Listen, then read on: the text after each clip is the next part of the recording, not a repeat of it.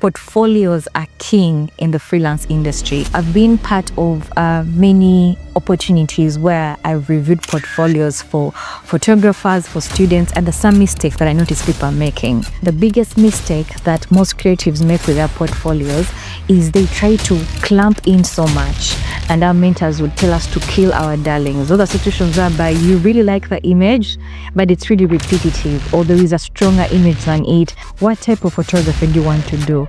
Focus on building that in your portfolio. If it's possible, have separate portfolios. The riches are in the niches. If you want to grow very fast from where the industry is right now, niching is very important, and there's no better and smarter way to niche than with your portfolio.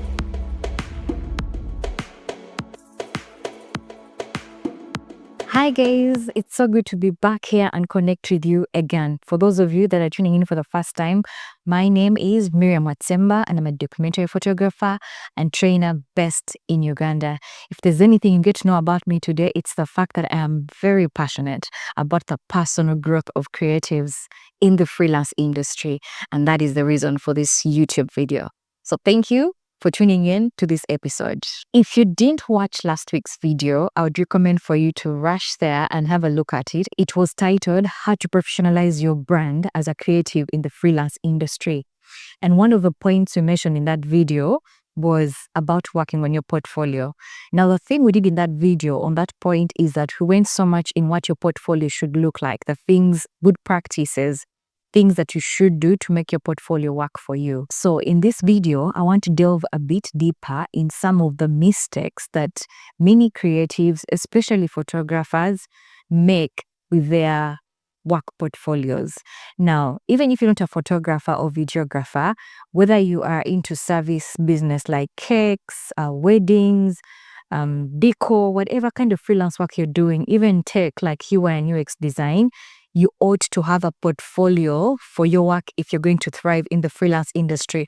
Portfolios are king in the freelance industry. You cannot sell yourself without your portfolio. Yes, you must have your CV, like for the guys in the streamline employment, but here your portfolio is king and it goes a long way in keeping you afloat. So I've been part of many opportunities where I've reviewed portfolios for photographers, for students, and there's some mistakes that I notice people are making. I'm going to be using photographer as an example in this video. That's because I'm primarily a photographer, but as usual, feel free to replace photographer with whatever your line of industry is. Number one, the biggest mistake that most creatives make with their portfolios is they try to clamp in so much. In a situation of, let's say, a photographer's portfolio, you will find that someone is trying to put 10 images in a portfolio, of which those 10 images can be represented by one strong image.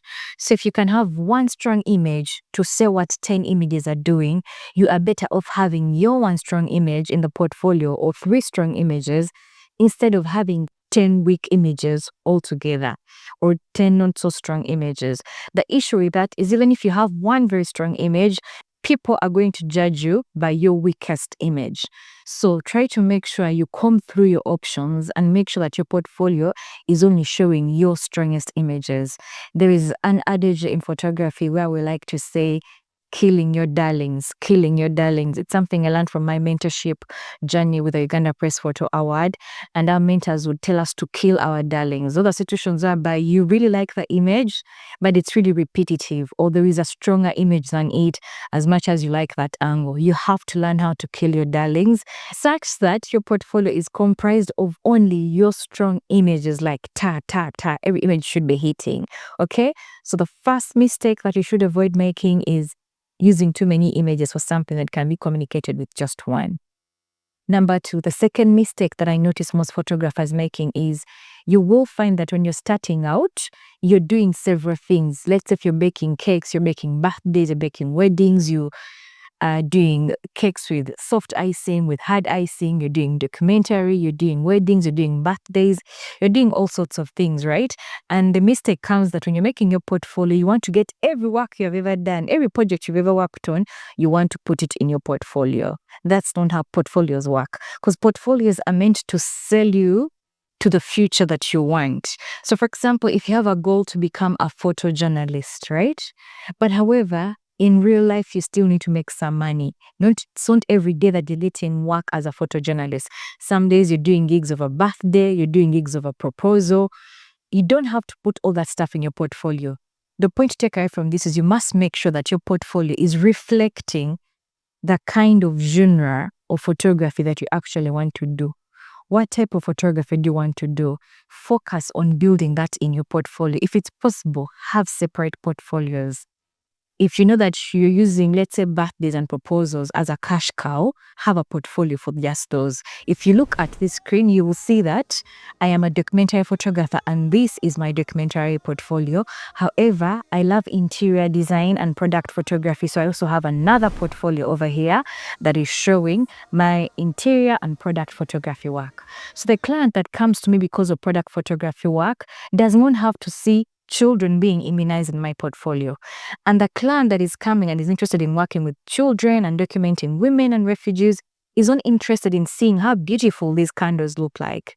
So see how to work through that. Exactly. That's what I mean. Make sure your portfolio is communicating the type of photography or the niche of creativity that you want to master in. Okay? Mistake number 3 that most creatives make is showing work that they actually don't want to do. So you will find that because, again, we need to survive, the equipment is expensive, you have bills to pay.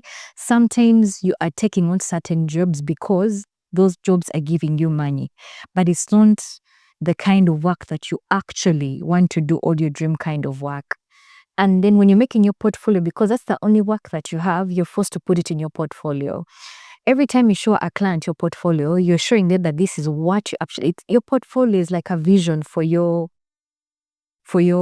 art, for your thing, for your calling, should I call it that way? It's like a vision for your life. You are putting it out there on paper and saying, this is what I want to do. You can do all work in the background, but make sure that your portfolio is sort of this sacred vision that is showing the work that you actually want to do. To help you with this when you're a beginner is, again, you can have 2 different portfolios.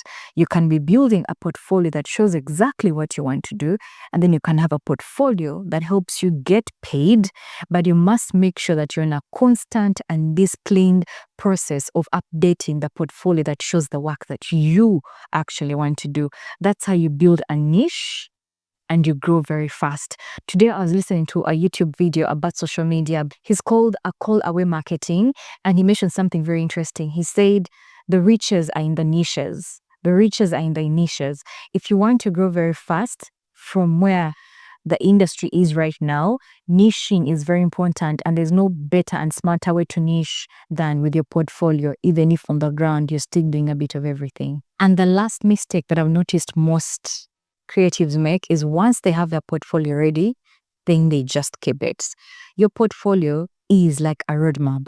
When you get your portfolio ready, following all the steps that we've shared in this video so far, making sure the work that you want to do is actually the work that is there, killing your darlings and making sure you're using only your strong images, eliminating the work that doesn't fit the niche that you're trying to grow into, and trying to build a niched down, very strong portfolio.